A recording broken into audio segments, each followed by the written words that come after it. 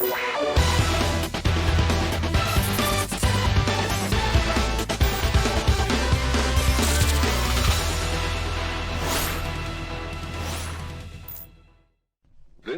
should be played at high volume, preferably in a residential area. Ladies and gentlemen, it is now time! Oh, no.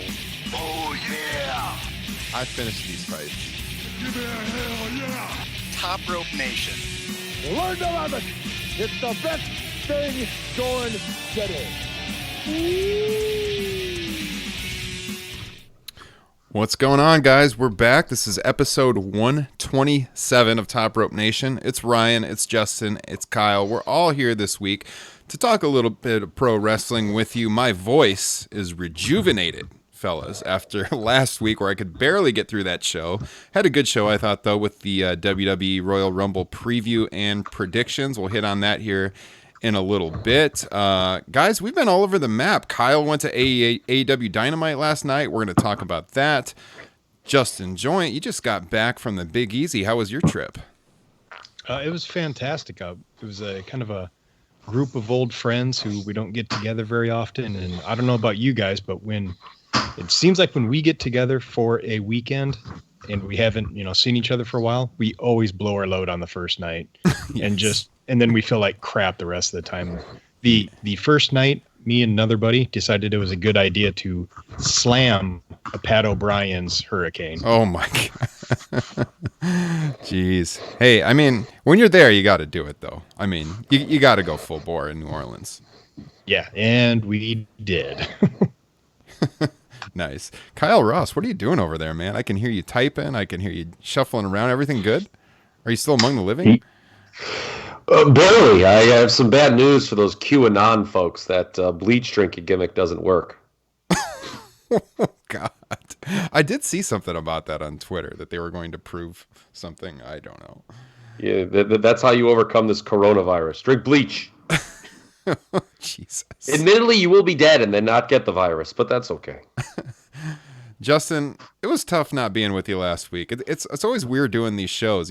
Kyle and I, we started the show a little over 3 years ago. We did it just us for a little while. Justin, when you joined it, it's not the same when you're gone, man. So it's great to have you back. I know you heard last week's show, so you heard my voice faltering as it went on. But while you were away then, what was like the biggest highlight of your trip before we jump into the pro wrestling? Because it seems like New Orleans is kind of like the home away from home for us three. We talk about that city all the time on this show.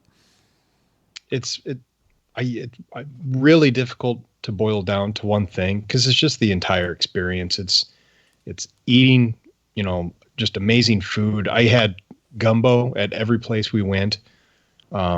It's the drinks. It's the architecture, it's the people. We had a wedding there, and at the very end, they shut down the reception and had a second line, which if you go to my Instagram, you'd be able to see that second line. And then, we were there Sunday. It rained all day. We found out about Kobe Bryant, which is a really sad deal. And we did end up going to Celtics Pelicans that night. And so I got to see Zion play. Oh, that nice. That was incredible. He is something else. That's awesome. I did see that on your Instagram today, your post of the highlights and being at the game. So very nice, very nice. You timed that right. We just started up, so yeah. Awesome. That's funny. When I got back from New Orleans, I actually looked up a recipe to make gumbo. I was like, I need to make this at home. I like it so much. But then when I saw how much went into it, I kind of backed away from doing that. So maybe we can get together sometime and figure it out.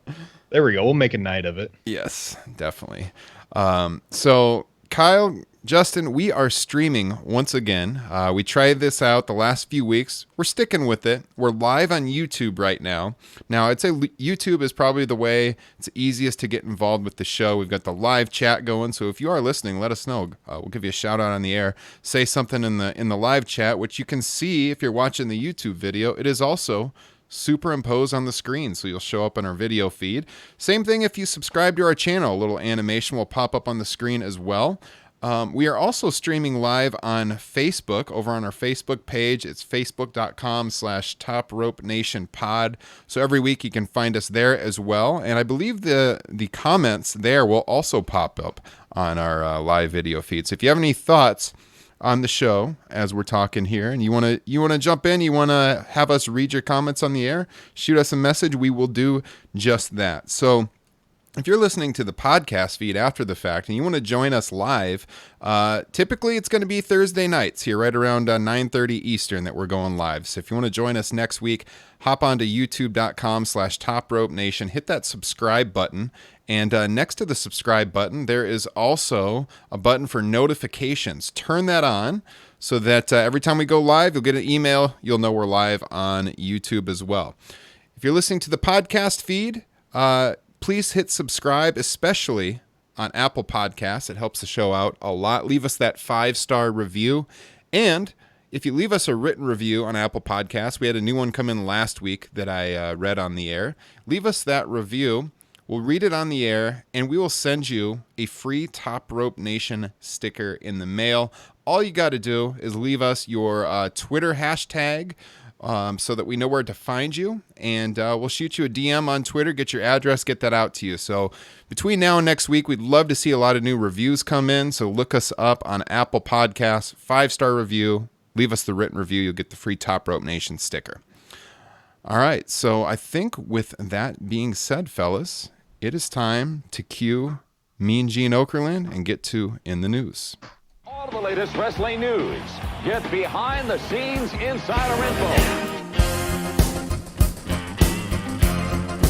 At 1-900-909-9900. Calls cross the buck 49 per minute. Kids, get your parents' permission. But call right now.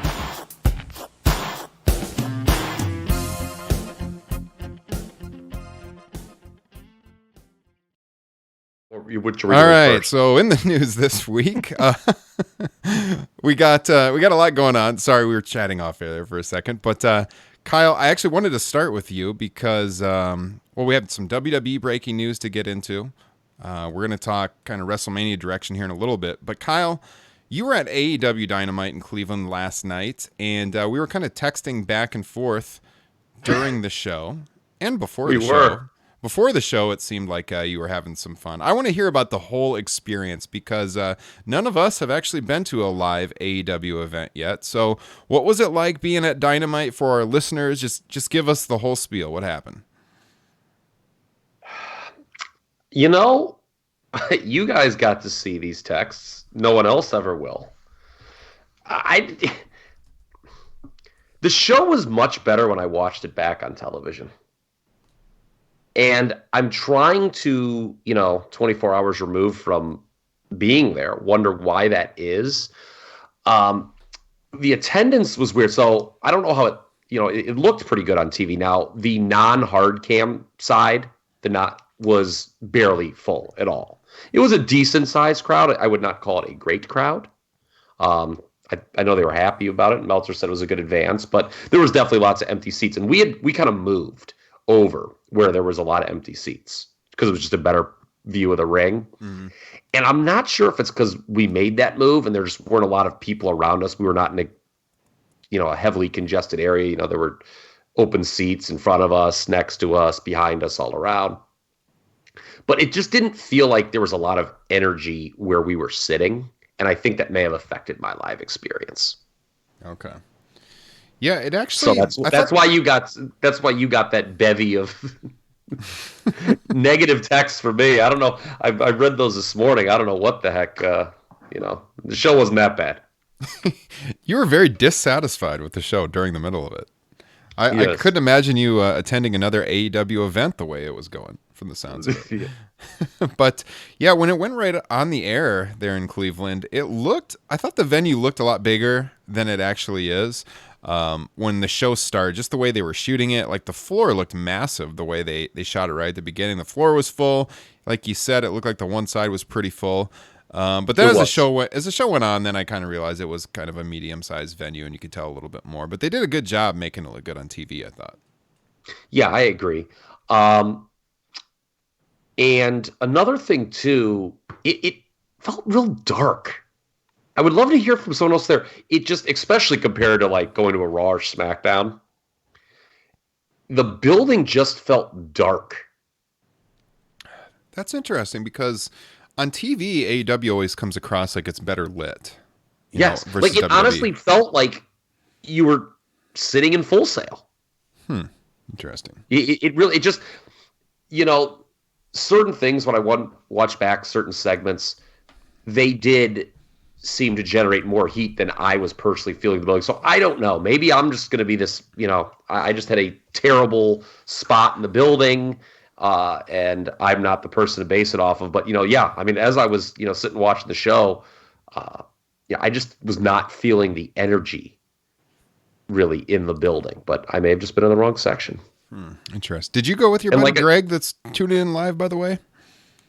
No. I did see Greg at my house, though. Sunday for the Royal Rumble. He came over and with his Patreon membership was allowed to go behind the bar and drink whatever he wanted. There's your shout out, Greg. Thanks for signing up for our Patreon page. I forgot to mention that at the top of the show, but patreon.com/TopRopeNation. Best way to support the show. You get the bonus content over there. You get to interact with us a little bit more in a more personal way. And so check that out. You get the bonus content like Top Rope Nation Classics. We recorded a show just last week, a live watch along with the 1990 WWE Royal Rumble. So Greg and all the rest of the patrons over there have enjoyed that. Got some good feedback on that as well. So yes, Greg is in our live chat right now. So if you're out there, let us know. Greg is in the chat. He's saying hello. I see a few more of you are out there, so let us know what's going on in the world of wrestling for you guys. But react to me. Yes, react to Kyle and his takes tonight. Kyle, so what was the highlight of the show for you? I don't know.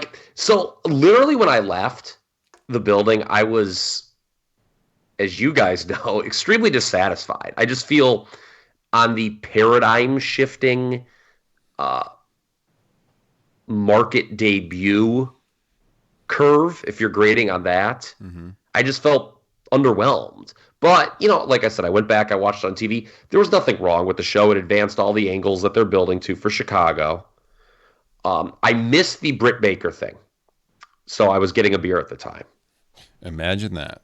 Yes. And Miller Lite, by the way, just, oh, God.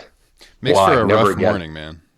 Yeah, I as soon as I woke up, I said, oh, damn it, I had Miller Lite last night. But anyway, so I missed that. And then I actually did not see, believe it or not, the Janela thing, where he got between Kip Sabian and Penelope Ford when they were kissing. So I didn't see that. I couldn't tell. So there were a few things I missed. And like I said, I don't know what this says, but I felt that it was a better TV show than live experience. Well, they did do some final decent backstage segments during the show. Yeah, and for the record, I actually know the person. Was a guy named Ryan who was also over at my house Sunday for the Royal Rumble that helped put together that Butcher segment. Actually found where it was shot. He actually clued AEW and where to shoot it. Nice. Secured the location. So, yeah. I thought the matches, though, particularly the Nyla Rose match, they were just all too long and not particularly enthralling. Mm-hmm. Yeah, there didn't seem to be anything, I was covering NXT for Comic Book, but there didn't seem to be anything that was must-see that I was really dying to see on that show match-wise. No, I mean, the Baker promo was very good. As critical as I know all three of us are of Jim Ross on commentary, I actually do question the wisdom of pointing out his shortcomings as a play-by-play man in a promo, having your talent do that. Yeah. Because you don't want your heels to be right. Yeah. That's just like booking. That's like wrestling 101. Yeah. And if she's pointing out Jim Ross is in my opinion, obvious inadequacies as a play-by-play man, that's kind of a place you don't want to go because it's not going to build anything. It's not like she's going to wrestle Jim Ross. Right. And, if you're pointing out where, your play-by-play announcer is weak, that's probably not good for the overall product. But I actually think Britt Baker is, in terms of cutting promos, projecting more and more as a star as the weeks go by, regardless of the content, what she's saying. I would agree. And the Moxley Jericho stuff was good too. It was what it needed to be. But yeah, overall, it was a show that, if you were hoping for anything close to the Cruise, and that may have been Fool's Errand, I think it was kind of disappointing in that regard. Lastly, was there anything on Dark worth seeing next week? So they did something where it looks like the Nightmare Collective had like a breakup. Mel and Luther beat down Awesome Kong. Okay. And Brandy was not there. So I don't know where they're going with that, but it looks like there's been a split there. And then there was a tag match where it appears is the start of a gimmick where Sean Spears is searching for a tag partner. Colin Delaney, a local here in Cleveland, came out as the partner, and Spears abandoned him against who was he up against? Now I can't even remember who he was up against. Why am I having a mental breakdown here? I knew I should have written these things down. Because you were 7 Miller Lights in at that point. Yeah, I guess so. Yes, but so that was the start. It was against Best Friends. Of course it was, because Tully Blanchard and Orange Cassidy had a moment in the ring. So there's that. So again, there was nothing to go out of your way to see, I think, on the Dark gimmick either. Okay. All right, well, that's Kyle's live experience at AEW Dynamite. I will be attending AEW Revolution in about a month, so hopefully I can chime in with some thoughts on the pay-per-view, the next AEW pay-per-view, after that one happens. Looking forward to it. Hopefully, in-ring wise, it's a little bit better than Dynamite was this week, which I would imagine it. Yes, it certainly should. Yes. I mean, you can't have, a great match every week. But the thing was, I just didn't think in terms of even angle development. It just kind of felt like connecting the dots, right, almost, rather than anything major, which is fine. I mean, they didn't do anything wrong. Yeah. I think, like he said, it came across better on TV, probably, than the live experience. And I've been to some shows that have been like that too in the past. So, what is your opinion? Like, I mean, you guys were obviously all sports fans. Justin just attended an NBA game. What, like, as you've gotten older, do you find that the live experience is not as good? What would you say, Justin? For me, it depends on the sport and the seats. A buddy of mine has really good season tickets to the Timberwolves, and that's always fun. Being able to see the NBA players up close, not being controlled by the camera. I don't think you could pay me to go to an NFL game. And baseball's all right. But yeah, for the most part, I mean, a lot of times it's, why wouldn't you rather sit at home and, watch the event on a really nice TV, and you can pause it and go pee whenever you want and not miss anything?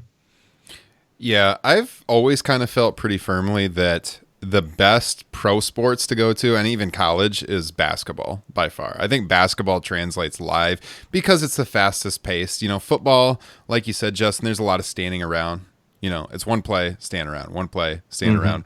I would say probably for football, the fans are into it the most, so it can still be a lot of fun. I think you go to baseball for like a whole different reason. It's just like not even just the game. It's like the experience of being at the ballpark. It's like the before and after. Speaking as a Cubs fan, and you guys have been there, like hanging around Wrigleyville. It's always a lot of fun. But yeah, the game aspect itself, baseball can be a little bit boring. So I think basketball translates the best of the live experience by far. I completely agree with Justin's NFL take, by the way. I have not attended a regular season NFL game in over 7 years, and it was actually in Dallas when I did. They lost to your Chicago Bears, by the way, on a Monday night. I do remember watching that game. Yes. Tony Romo threw out 800 interceptions. That's right. Yeah, no, I mean, I like going to football games because the Bears are my favorite team. But yeah, I think basketball is blows it away live. Okay. Look, but let's bring it back to wrestling. This is a wrestling podcast per se.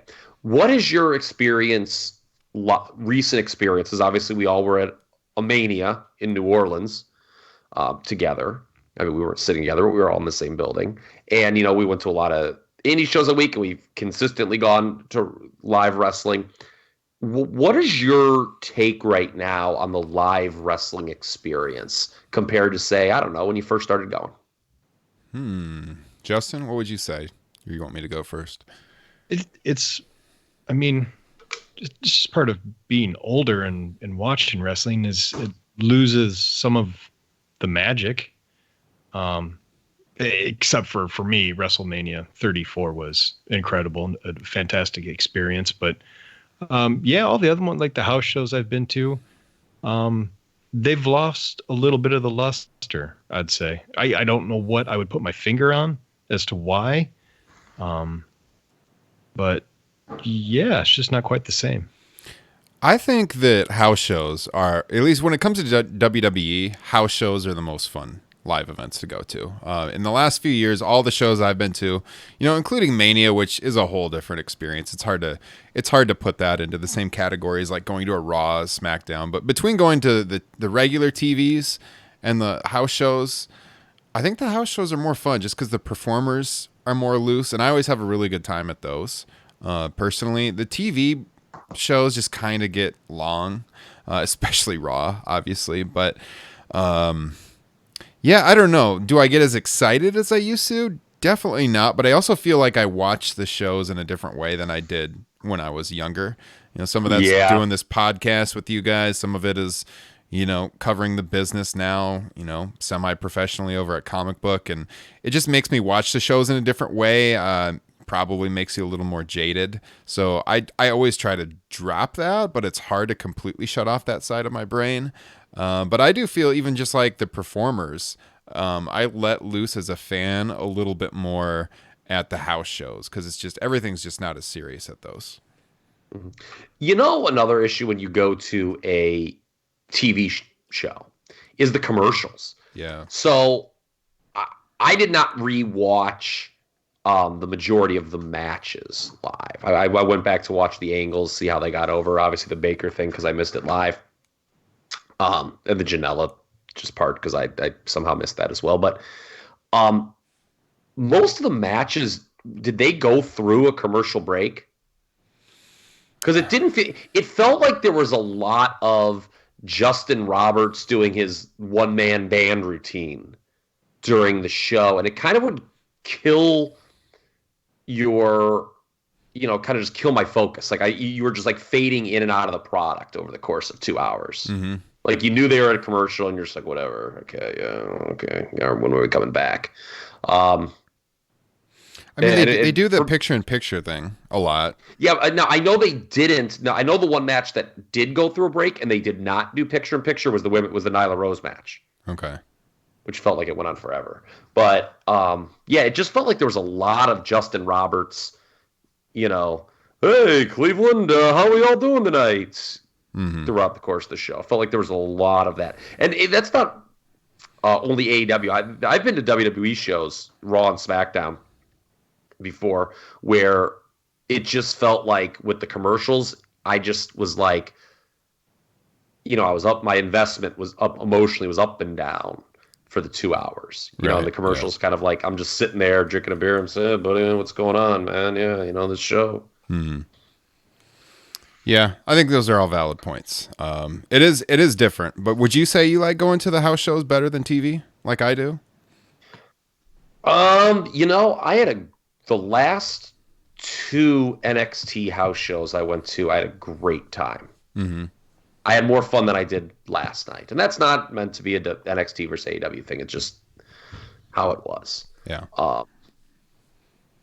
So yeah, I can't remember actually the last time I went to a WWE house show, like a main roster house show. It's been a long time. Yeah, mine was pre-WrestleMania, but I don't know. I've thought about going. It's been a while actually since I've been to a WWE show, so We shall see. But speaking of WWE, let's switch to this breaking news today. Actually, Kyle, you were putting the show notes together, I should say. Give you full props on that. And as you were making the show notes for this broadcast, there was some WWE news with the two co-presidents of WWE being released effective immediately, which caused WWE stock to lose over 20% of its value today. I didn't see where it closed, but when I last looked, it was down over 20%. It had it's gone under from $50. Yeah, it was around, I think it opened today around $62, $63, and it was under 50. So that is not good. WWE put out a statement from Vince McMahon in the press release announcing the move where George Barrios and Michelle Wilson were released.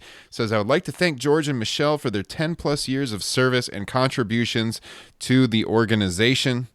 I'm grateful for all that was accomplished during their tenure, but the board and I decided a change was necessary as we have different views on how best to achieve our strategic priorities moving forward.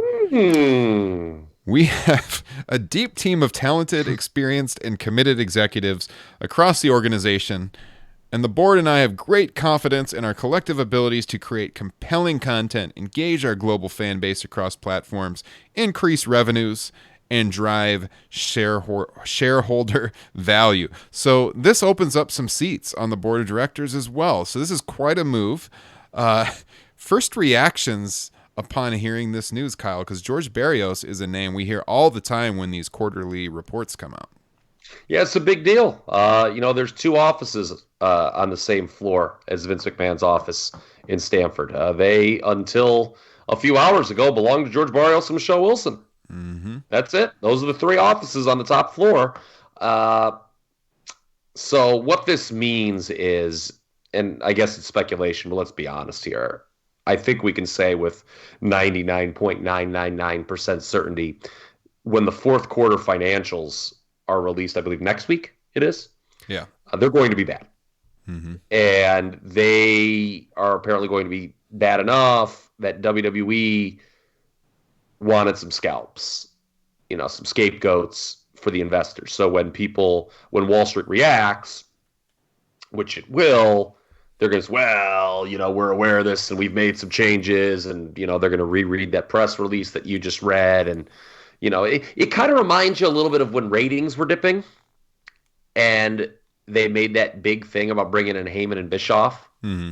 We were like, why are they doing this? Why are they making such a big deal about this? It was for the investors. Yeah, we did a Top Rope Nation extra on that over the summer.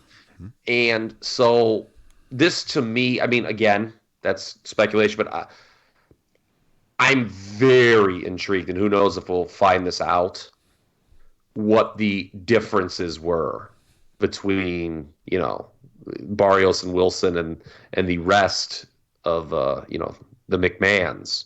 Mm-hmm. What the different visions were moving forward. That'd be something I would love to hear. Yeah. Any reactions from you, Mr. Joint? If you guys would have asked me who those people are before today, I would have wondered if they were like HGTV fixer-upper people or something. I have no idea who those people are. Yeah, I mean, if you're reading like the investor releases and stuff, you've heard the names, but outside of that, most fans are not going to recognize the names. But as Kyle alluded to it, it's a major move in regards to management. They were the most important people in the company, not with the last name McMahon or Levesque. Yeah, so I will say I am going to be glued to my computer screen next week when the financial reports come out, because it should be quite interesting. But we'll see what the differences are. Hopefully, eventually, some word will leak out to the newsletters. But go ahead, Kyle. Well, let's talk about this a little bit more for a second. So, with the whole scapegoating, and we don't know what the differences are, but when these fourth quarter financials do come out, they're going to reflect something that we've been seeing for a long time, every quarterly report. And what truly ails the WWE is, these quote unquote traditional metrics, metrics that have for decades that we've used to evaluate pro wrestling companies. And Barrios and Wilson are not really involved in that. I'm talking about house show business, merchandising, the creative side. Mm-hmm. That's where WWE is hurting. They've been able to overcome that, because of these incredible TV deals, the Saudi Arabia thing. But, in every way that we used to evaluate a pro wrestling company, the WWE has not been doing well in those metrics. Yeah. I think merchandise is a big time area they've fallen off on recently. Well, look, you guys buy more T-shirts than me, maybe, or something like that. But you guys hit the nail on the head, and I couldn't agree with you more. Yeah, WWE T-shirts are bad. Their design is just awful. Now, Justin and we used to text. This is a few years ago. We used to text all the time about WWE T-shirts because we love buying wrestling merch. Justin, when was the last time you bought a WWE T-shirt? Personally, probably a few years ago. In the lead up to going to Mania. Yeah, that was definitely the last time I bought.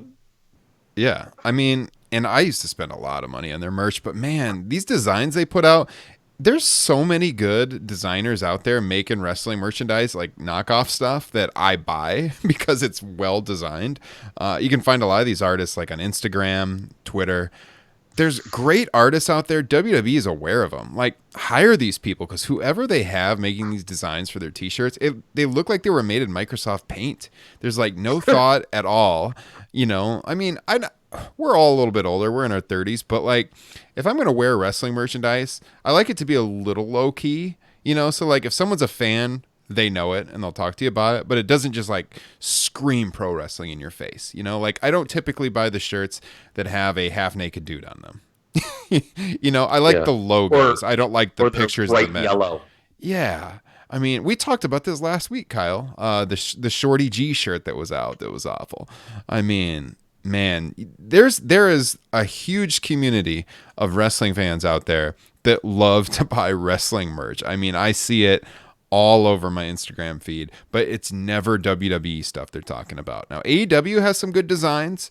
All the independent designers on Pro Wrestling Tees that you can find. Suplex Apparel makes really good stuff.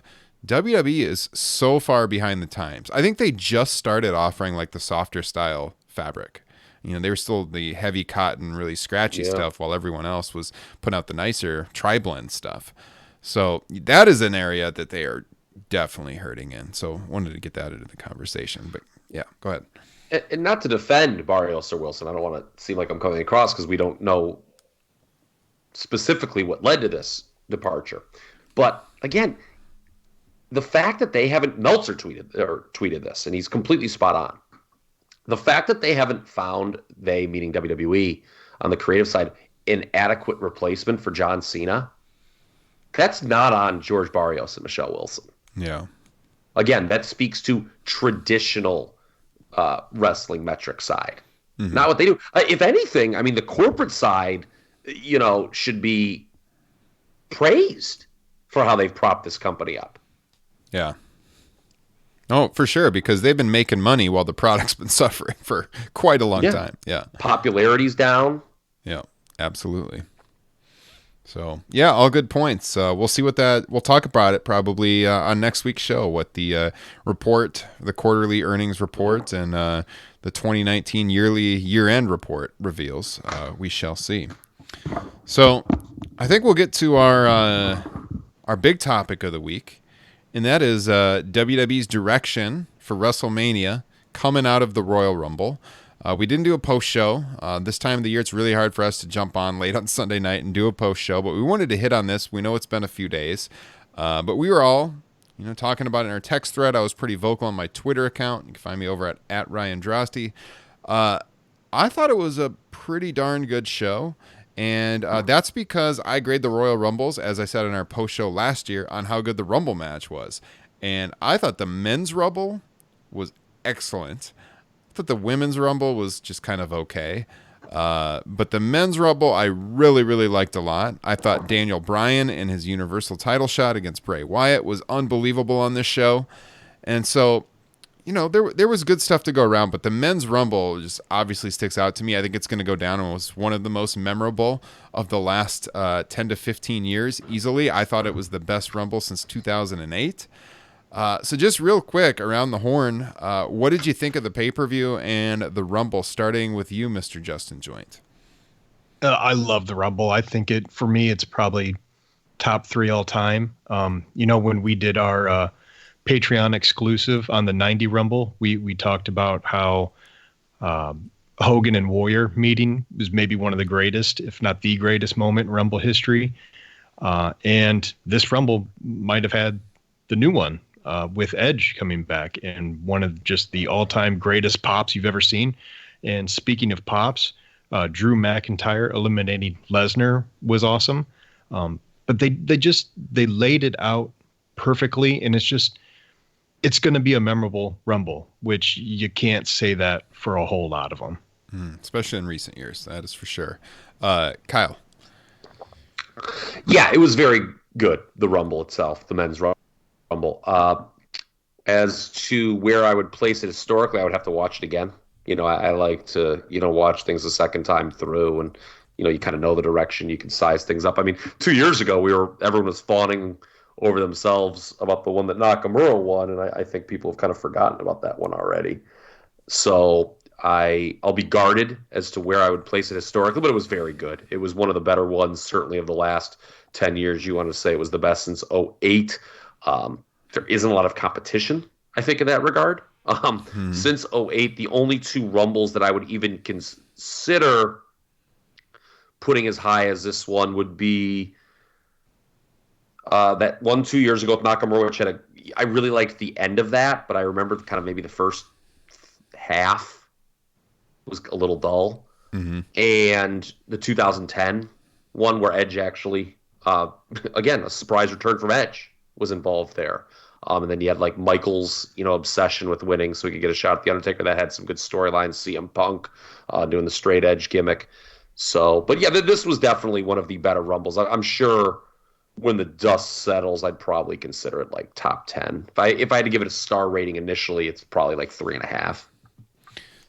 So Justin said top 3 all time. So that's pretty hefty praise. And I don't think he's too far off, because if I'm looking at my top 3, I'm going 92, I'm going 2004, 2008, most likely.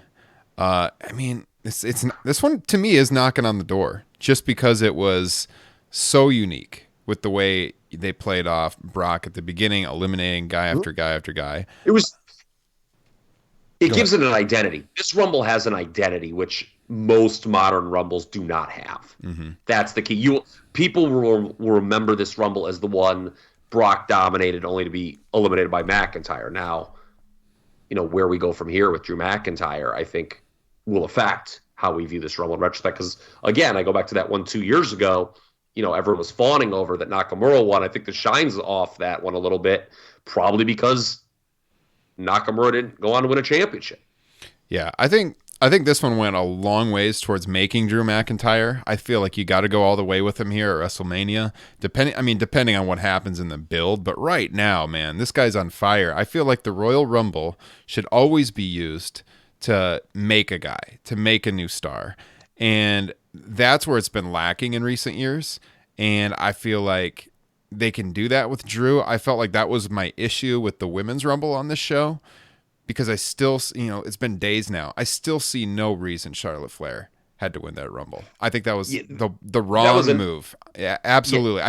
I think they're going in the right direction with the matches coming out of it, but it lends more support to my argument, because if they're gonna do Shayna Baszler and Becky Lynch, freaking have Shayna Baszler win the Royal Rumble, because as we've talked about on this show, you're talking about a fraction of the main roster audience that watches NXT, way less than half of the main roster audience. So you make Shayna Baszler by having her win that match, then she goes up to face Becky Lynch. Charlotte Flair does not need to win the Royal Rumble to go down to NXT to face Rhea Ripley, which is reportedly the plan. She can just show up there and demand a title match. She's freaking Charlotte Flair. She doesn't need to win the Royal Rumble. Baszler needed it. I think they're going in the right direction with those 2 matches, but really, really do not agree with the winner and how that one played out. Yeah, it was more of an average Rumble overall. Like, just the history of the Rumble. I thought the women's one was pretty average with a questionable winner. I'd co-sign with that, and I agree with you that if Charlotte Ripley is the direction, she did not need to win a Royal Rumble to set that up. Mm-hmm. Justin, what did you think of the women's Rumble? Me? Yeah, it just left me lukewarm. I don't know why. Other than I just think they want to give Charlotte all the accolades. I was fairly certain she was going to win. And as we've pointed out a million times, when you have an average Rumble, it's really hard to judge it until you see what happens with the winner. Mm-hmm. And in this case, I think that'd really suck if they had her beat Rhea Ripley. The talented Mrs. Ripley. Yeah, absolutely. I cut you off there a second ago, Kyle. What were you going to go with, if you remember? Oh, yeah, no, I did. So it was Charlotte. The argument against her winning is kind of the same argument people would use against Roman Reigns, which I kind of want to double back to when we talk about, McIntyre not only being the guy to throw out Lesnar, but also winning the Rumble, in the sense that Charlotte's a made person in WWE. Mm-hmm. And she didn't need this, aside from what Justin just said, which is, well, they just wanted to have Charlotte win a Royal Rumble. And, the difference between her and Reigns is Reigns already has won a Rumble. So he's got that on his resume. The other thing is, I thought Charlotte was probably not even a top 3 performer in this match, which isn't good when it's the winner. Yeah, no kidding. I didn't think she did anything particularly memorable. I mean, I thought Bianca Belair was absolutely tremendous. Mm-hmm. And I thought the match lost a little steam, quite frankly, when she was eliminated. Beth Phoenix, I think a tip of the cap. It was the Copeland family turned in a real a strong effort on Sunday night. I was going to say Beth was maybe the most amazing part of this match, to be honest. The fact that she continued on for that long. Mm-hmm. I really thought Naomi looked great, too. At least when she first came in. Yeah, it's good to see her back. Yes, I agree. I like the look. I like the throw. I hate the spot, the Kofi spot, for lack of a better term. I hate it with all my heart and soul. Ryan, when I gave you a writing sample way back, if you can remember, for the website when I first came on, was one of them how I hated the Kofi spot? Because I think it was like 4 years ago, like even back then. You know what? I'm gonna look in my email right now. I actually have that email account up, and I'm gonna try to find your. Okay, because I really think like 4 years ago. But why I hate it. It's like there's nothing against Naomi, and I don't know if you guys saw this. Boy, was Brian Alvarez and company being raked across the coals for some of their Naomi takes. I heard about it. Yeah.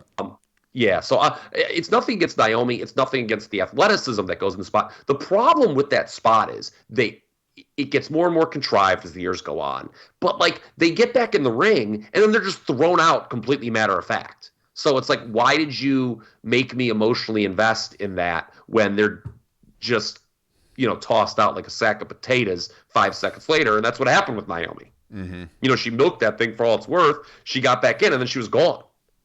Yeah. No, I do think it's definitely become too contrived. It can be entertaining, but it was a little nonsensical this year because it was like she was going to try to jump so far, and it was like, why? At one point, she was teasing she was going to try to jump all the way to the ring or something, and it was like, why would you not just jump to the corner where the ring steps are? It's a lot closer. And then Shayna Baszler, who I know you're going to want to go into in a little bit, Ryan, I thought also came across as more impressed for the limited time she was in. I think there's an argument that, and we could talk about this with Matt Riddle too. Was it better for neither of those to even be in the Rumble, their respective Rumbles? If you have big plans for an NXT person, and with Shane, at least she got to throw out a ton of people. I mean, she did look like, the proverbial monster when she was in there. So, I mean, hers was much better than Matt Riddle. You probably shouldn't compare the two. But, was that enough to sell people on her being in a key match at WrestleMania? again, there's a lot of TV between now and Tampa, but we shall see. Yeah. Kyle, I did find your writing samples you sent me way back on, this is April 2016 is when I met Mr. Kyle Ross. It looks like it was basically short reviews of like every WrestleMania. You wrote like a paragraph on all these WrestleManias. Okay. And it's funny because this is when I was running Top Rope Press, which is what kind of the namesake of this podcast. If you guys didn't know, it used to be a wrestling website, and I had a co-editor named Jason at the time, and I forwarded Kyle's stuff onto him with simply "This guy looks great!" exclamation mark. Oh, thank you. I appreciate that. Yeah. So I want to double back to Drew McIntyre, if we could. Okay. And talk some specifics about this. So, Ryan, when we did the show last week, and I think Meltzer and Alvarez felt the same way, and a lot of people felt the same way, they thought the Rumble would almost kind of be divided into halves, where you would have the guy, if it was McIntyre, whomever else, throw out Lesnar, and then somebody else would win, and then you could set up both title matches. Mm-hmm. I don't know how you guys felt, but when they were hitting the closing stretch and it was obvious that it was going to come down to McIntyre and Reigns, I turned to my buddy who I'm watching the show, I'm like, McIntyre's got to win this. I know what I said beforehand, but they got to just have McIntyre win this. It's the right call. Do we all agree that McIntyre not only throwing out Lesnar, but also winning the Rumble was the right call? Absolutely. He needed it 1,000 times more than Reigns did, especially since he's been just treading water, this entire year. Yeah, I agree. I think the way they built up the first half of the match with Brock tossing so many guys, and that was all to help Drew McIntyre. And I feel like he would have still got some of that rub if he had tossed Brock but not won, but him winning puts it all over the top, and it makes it the Drew McIntyre show. So I think, yeah, he had to win. Did we all like the Brock Lesnar show? Basically the first half of the Rumble, him just chucking guys out, basically, and none of the other guys lasting the 2 minutes, with a few exceptions. I loved it. It almost, it kind of started with him taking on, kind of some pseudo giants, and then it kind of moved into ghosts of Lesnar past. The great spot with Keith Lee. Mm-hmm. I thought it was really entertaining. Yeah, the Keith Lee part was awesome. When it first started, I was a little turned off, but as it went on, I started to kind of think like, yeah, this is pretty cool. And it's like, it's like what you do in the video games when you're playing the Royal Rumble. Speaking of that, check out the wrestling video games history episode from our archives a couple of months ago. But I liked that. It was like a video game come to life. It sold the dominance of Brock, and it set up Drew. So I think it took a little bit for me to warm up to it, but eventually I did, and I kind of basked in its glory, so to speak. So, yes. Kyle, any other question on that? Did we lose Kyle? I think we might have lost Kyle. Well, while Kyle gets set back up, Justin, we touched on the Women's Rumble. And the return of Edge. But in general, you thought Edge looked pretty good, I believe you said earlier. What do we think about the storyline he set up with Randy Orton? I think it was really well done. Just for me personally, that match doesn't do a lot. We were texting about the end of Raw. I did not really like how they kind of set up the Pillman chair spot and then moved away from it to what I think is not as scary of a spot with the concerto. That is my only complaint about it. Other than that, I thought it was pretty perfect. One of the most thrilling ends to Raw in a long time. Oh yeah, that's for sure. These were two veterans, masters of their craft, showing how it's done. The facial reactions, all the emotion, they sold it so well. Just the little stuff that Edge was doing, like the way he would twitch on the mat. That's stuff that like a lot of the newer guys just wouldn't do. The little nuances. I thought when he set up the Pillman spot with the chair on his neck, that was freaking crazy. Like if they could have hit that, that would have probably went just completely over the top. But I can also see this as you go to the concerto. Obviously, it kind of harkens back to what Edge used to do in his tag team days. So that makes that seem like kind of a big spot too. I wasn't like the biggest rated RKO fan when that was going on, so it's not like something I'm super hyped for. You know, like when they teased that, hey, we're gonna do this this reunion and the crowd popped really big, I was kind of thinking like, okay.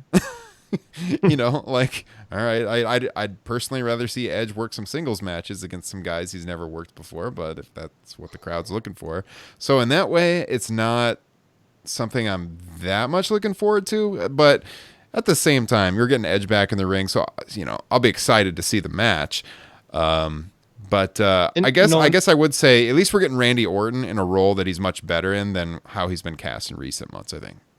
You know, and I think part of it is that Edge is in really good hands with Randy. You would think for him coming back from what I assumed was, you know, impossible to come back from neck injury. Yeah, no kidding.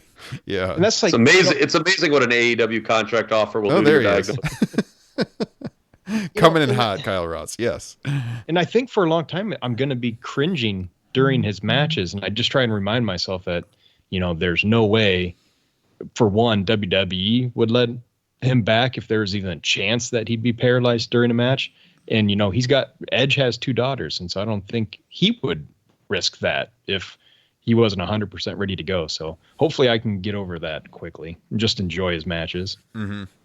Yeah, I think we always kind of look at things now as we're getting a little older from that family perspective, having families of our own. And it is a little scary, but I agree. If there was any chance, they would let him. I mean, look what Daniel Bryan went through to come back and all the testing. I was just about to reference, Daniel Bryan. I remember his first couple matches. You're like, oh, God, please, nothing go wrong.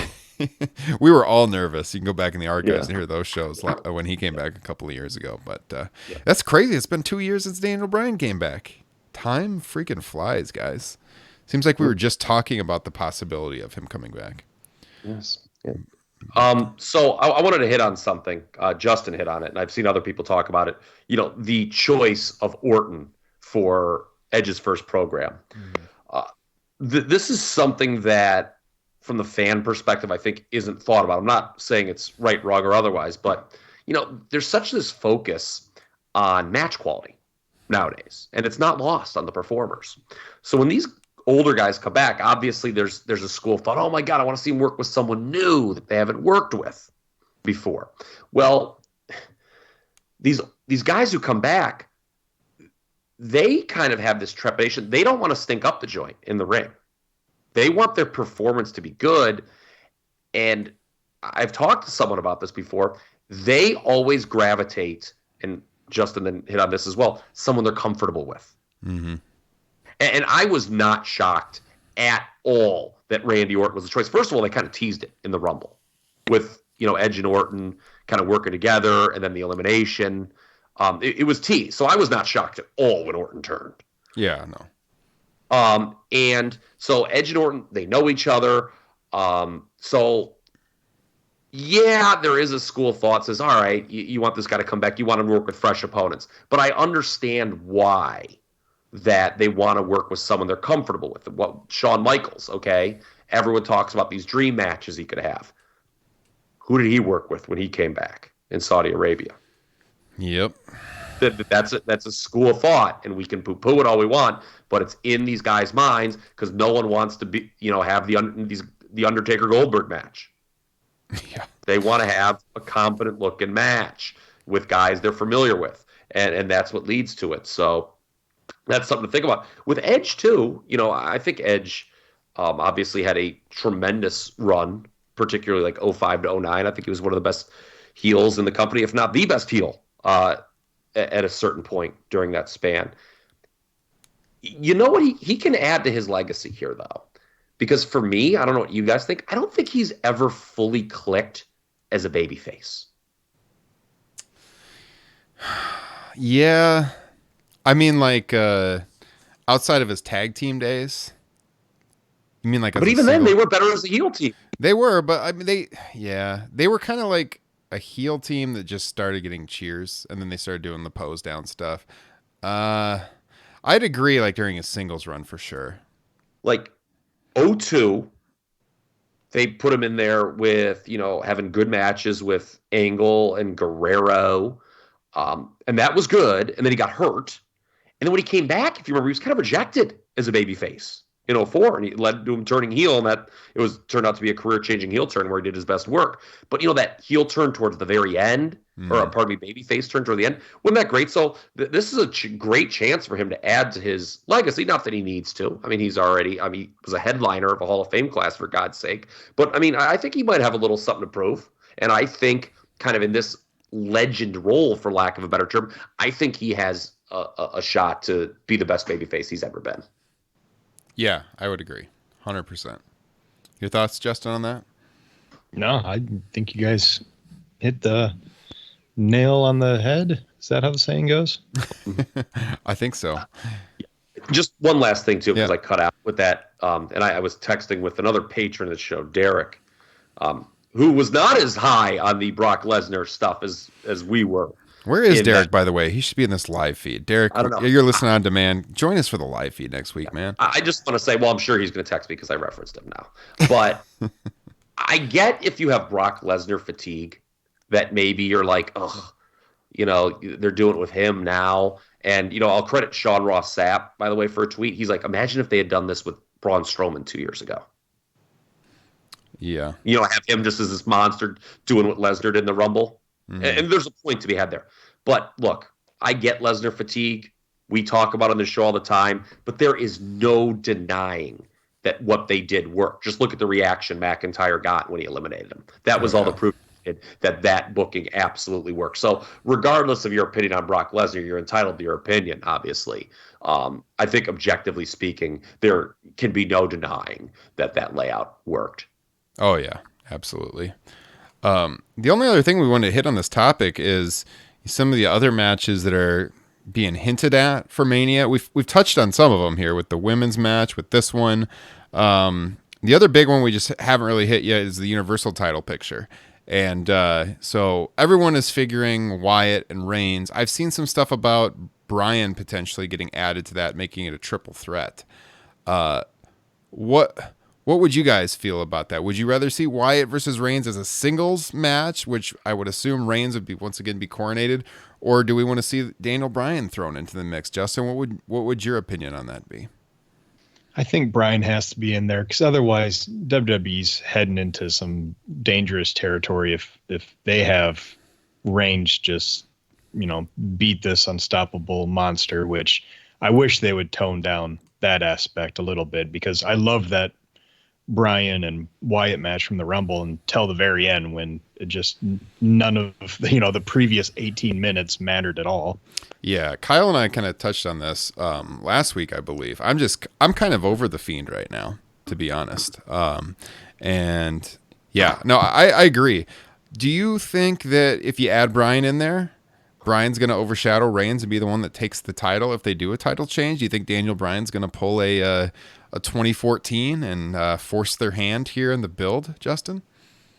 I mean, it's certainly possible. And it's just, I don't know. I think that's just a bad dynamic all around. And I don't know how anybody gets out of that looking really good besides from, Bryan. But I think that'd be the case where he would have to kind of steal the title. So it just, I don't know. It's looking like a lose-lose situation for me. Yeah, you put Reigns in there across from Bryan, and if you want both guys cheered, like Reigns has no shot. And then again, we're in a situation where Reigns has been kind of booked into a corner, Kyle. Something we've talked about in this show in the past. Again, he's in a no-win situation. Yeah, I'll be honest. I don't know how you put Daniel Bryan in that match.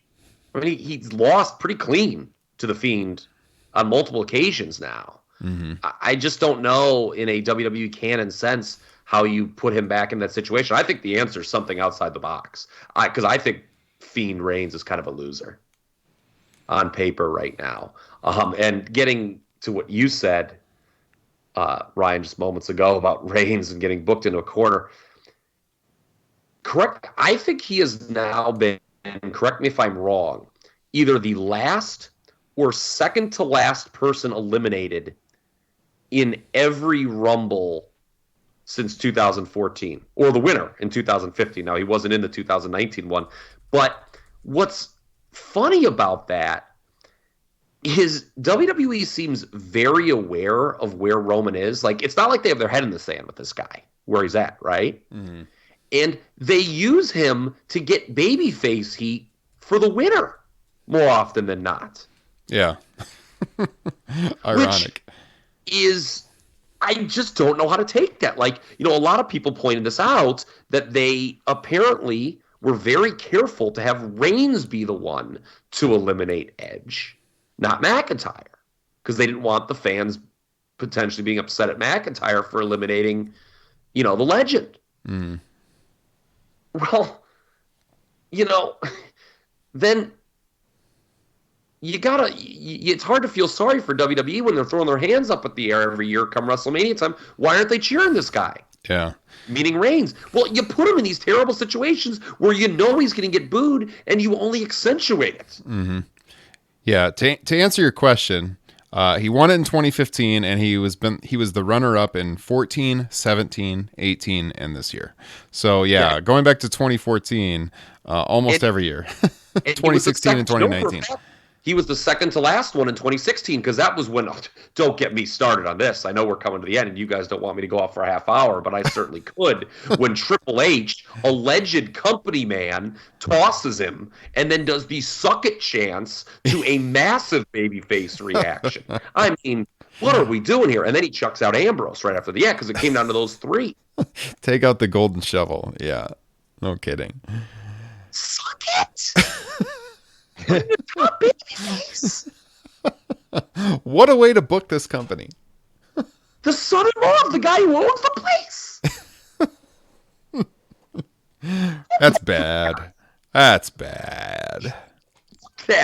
Who could greenlight and say, "Oh, Roman's going to get over as a babyface doing this"? Who would think that? Yeah. All right.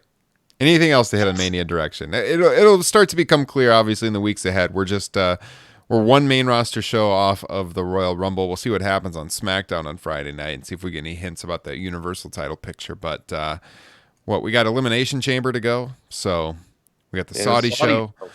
Yep. So Terry Eugene Bollea, your boy, he'll be there. He's back again. Check. Yes, he is. All right. Well, all that said, Kyle, I think the spotlight turns to you. Last I looked on the notes, you didn't have a deep dive of the week. I don't know. Do you have one for us? Oh, in this great sport. You know what? Unprecedented in the history of this podcast. What are you guys interested in watching right now? What do you want to deep dive? What period would you want to go to? What promotion? For me, it's pretty easy for me. Okay. This is a pretty deep one. Okay. I need to go back and watch Worlds Collide from Saturday. That is my deep dive. You know what? I'm going to out myself. I haven't watched that show yet either. I was just talking with a buddy of mine, Joe, today about that. And I still have to watch Worlds Collide as well. I'll be honest with you, other than the main event, totally skippable. Really? Yeah. Wow. I thought it was a series of 2.5-star matches besides the main event. Yeah. I was not as high on it as maybe some other people. I saw some star ratings being thrown out, and I just wonder, Ryan Drosty, you're an educator. I just hope that, you still take some pride in handing out grades, unlike these people who hand out star ratings. It's unbelievable. Oh, I will say, I am going to go back. I listened to your guys' pod from last week. I kind of faded out of WWE around 2003, 2004, right around there. So I'm going to go back and watch John Cena and Umaga from the Royal Rumble. Mm-hmm. Check that out. Kyle gave us top 10 matches in Royal Rumble history last week in the deep dive. They're listed in the show notes. If you want to just look at the show notes, I put all of them in there. That was mighty kind of you. Yes. Have I given out?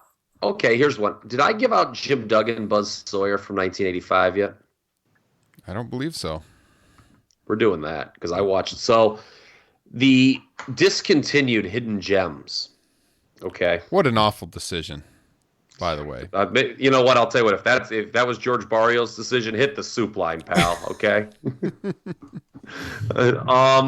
But it was one of the last added ones, I believe. So not hard to find if you go to recently added in the hidden gem section. I believe it is called Duggan and Sawyer, or maybe it's Hacksaw and Buzz, Tear Down New Orleans. It's the main event of a show. There is no commentary for the show. This was Mid-South, November of 1985. This match is everything that modern WWE is not. It is a completely realistic brawl. And those of you who only know Jim Duggan from his WWE work will probably be stunned by watching this. Now, he does not do a tope. I will tell you that right now, because this match is the antithesis, again, of modern WWE. The entire match is punches, but it is a lot of blood, and it features a tremendous backstage segment afterwards where they just keep brawling, where Jim Duggan just starts yelling, "I'm going to kick your fucking ass." God bless Jim Duggan. If you don't like that, I just really don't know what to say, except I don't like you. Jim Duggan and Buzz Sawyer. Men. Wrestling. Fighting. I don't know. This may have already happened, Justin, but did you know Jim Duggan was coming to town to do like one of his stand-up storytelling shows? I can tell you after the Jake Roberts one, I won't be attending any more of those. I just brought that up to plug our Jake Roberts review on the Patreon page, Top Rope Nation Extra. But yes, go ahead, Justin. Sorry. Well, I was just going to say, are the Bushwhackers and Jim Duggan the two biggest acts whose wrestling were substantially different from WWF to, previously? I mean, it's like the Bushwhackers to the Sheepherders. I mean, that might be the biggest difference. Yeah. So it's really funny. When people talk about guys that come in from, the indies now to WWE and maybe you see you just kind of see a stylistic change. It's been talked about that NXT kind of saps the individuality out of some of these guys sometimes. That's a debate to be had for a different time. But, people talk, oh, my God, this guy's just not the same as he was pre-WWE. I always get the sense that's younger people talking about that because, like Justin just alluded to, in the 80s, that happened all the time. A lot of those guys were towards the end of their careers, admittedly. They had been working for a while in the various territories and just kind of got their big payday and some cases just straight up phoned it in the ring when they got to WWE. But that is a good point. Duggan and the Bushwhackers are probably your poster childs for that sort of change. I mean, there are people who declined worse and had worse WWE runs. Certainly, I mean, Duggan and Bushwhackers, say what you will about them, were successful acts in WWE. But yeah, I struggle off the top of my hat to name somebody who was just such a watered down version of their former selves, or in the cases, the Bushwhackers, just completely different. Mm-hmm. Yeah, I can't come up with worse off the top of my head.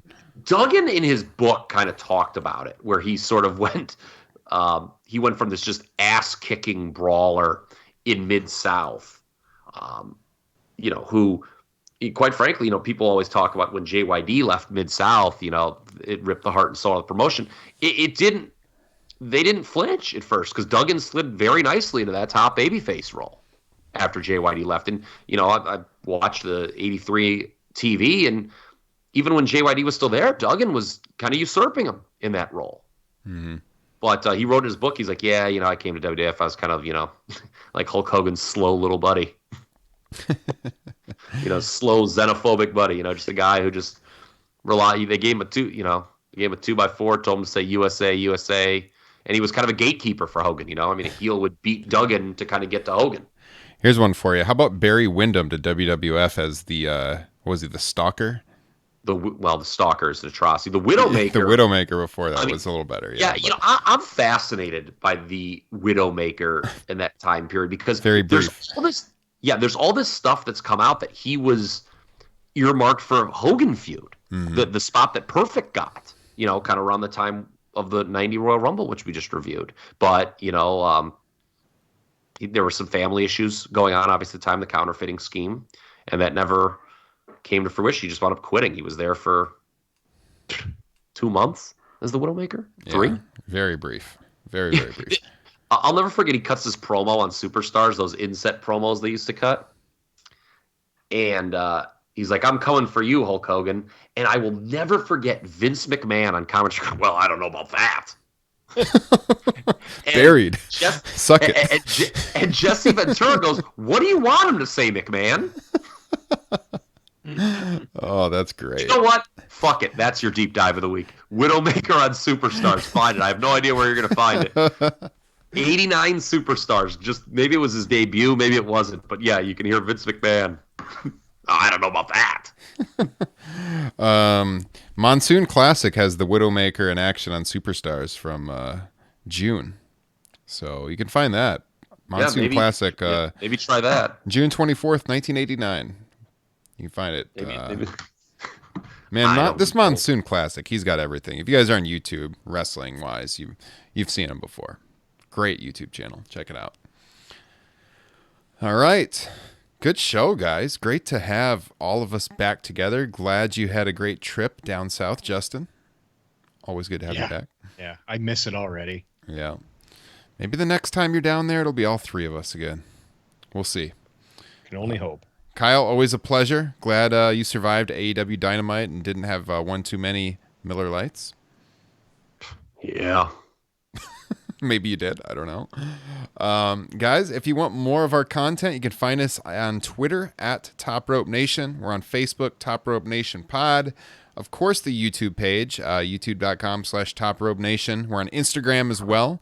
If you're listening to that podcast feed, guys, we would love to have a little more live interaction. Join us for the live cast next Thursday night. Mark your calendars. Join up on the YouTube page. It's free. Hit subscribe. Hit the alert button. You'll find out exactly when we go live. You can join us in the live chat. Get involved with the live podcast. We'd love to talk to you while we're on the air. And with that said, you can find me at Twitter. That's at Ryan Droste, Droste. You can find Kyle at TRP Kyle. Justin is at Justin Joint, Joynt. And we will catch you guys next week with episode 128. And don't forget, leave us a written review on Apple Podcasts. Put your Twitter username in that review. We'll get you a free sticker in the mail. Catch you guys next week. Don't let me down, Iowa.